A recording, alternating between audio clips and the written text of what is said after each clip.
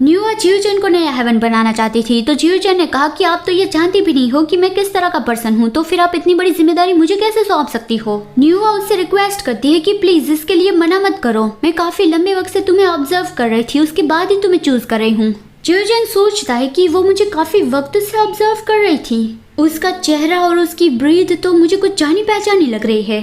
और वो तुरंत ही पूछता है कि क्या आप फ्लावर डीमन सूरी हो। आपको याद ही होगा कि ये ली पहले लीजू था और जो लीजू की माँ थी उसका नाम था सूरी।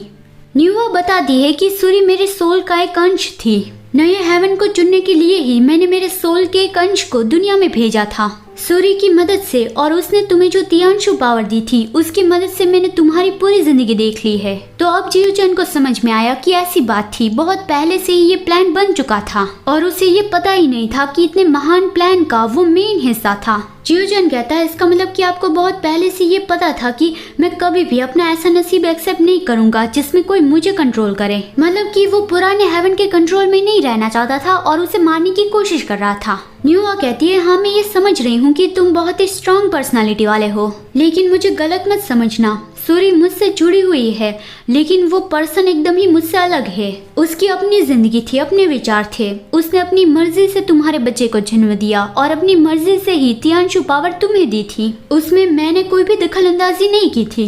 जियोचन कहता है तो फिर आपको ये भी पता होगा कि हेवन को खत्म करने के लिए मैंने काफी सारे इनोसेंट देवताओं की बलि चढ़ाई है, मुझे नया हेवन बनने का कोई हक नहीं है, स्प्रिंग गॉड इसके लिए ज्यादा सुटेबल है। न्यूआ ने उसे सब कुछ एक्सप्लेन किया कि वो स्प्रिंग गॉड को क्यों हेवन नहीं बनाना चाहती। हेवन बनने वाला पर्सन सारे वक्त नियमों को फॉलो करने वाला नहीं होना चाहिए, कभी कभी वो नियमों को तोड़ना भी चाहिए। वो पर्सन बहुत ज्यादा काइंड भी नहीं होना चाहिए, समझदारी से काम लेने वाला पर्सन जो ज्यादा भावनाओं में ना बहता हो, जब जरूरत पड़े तब कॉम्प्रोमाइज करे, धीरज रखे और यहाँ तक कि सेक्रीफाइस भी कर दे। दुनिया को बचाने के लिए उसे कोई भी लिमिट नहीं रोक सकती।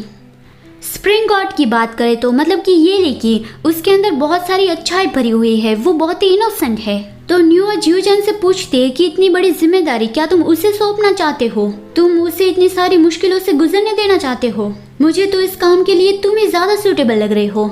हेवन बनने के लिए बुरा पर्सन होना जरूरी है, तो जियोचन सोचता है कि मैं बुरा तो हूँ और मैं बुरा हूँ ये जानकर आप थोड़ी खुश भी हो।